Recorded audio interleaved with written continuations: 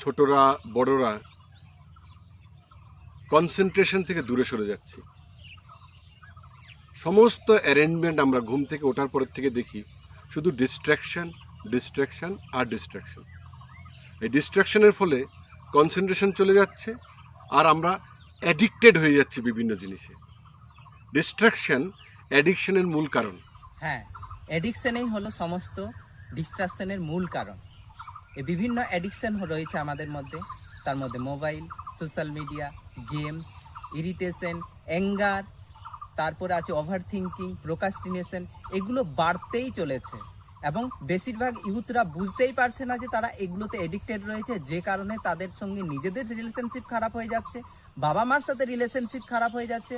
বাবা মারা ভীষণ চিন্তায় পড়ে গেছে যে কি হবে, সন্তানদেরকে বাঁচাবো কি করে, তাদের ভবিষ্যৎ সিকিউর করব কিভাবে। বিষয়ের অ্যাডিকশন, সেখান থেকে কি করে কনসেন্ট্রেশনে ফিরিয়ে আনবে নিজের মনকে?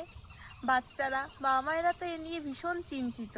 তো সেটা জানতে, কি করে আবার কনসেন্ট্রেশন নিজের ভেতরে ফিরিয়ে আনবে, সেটা জানতে আমার নেক্সট পডকাস্ট শনিবার দিন রয়েছে সন্ধ্যে 7টা থেকে 8টা। সেই পডকাস্ট শুনুন, সেখানেই আপনারা সমাধান পাবেন, কি করবেন, কি করা উচিত, সমস্তটা সেখানে শেয়ার করা হবে।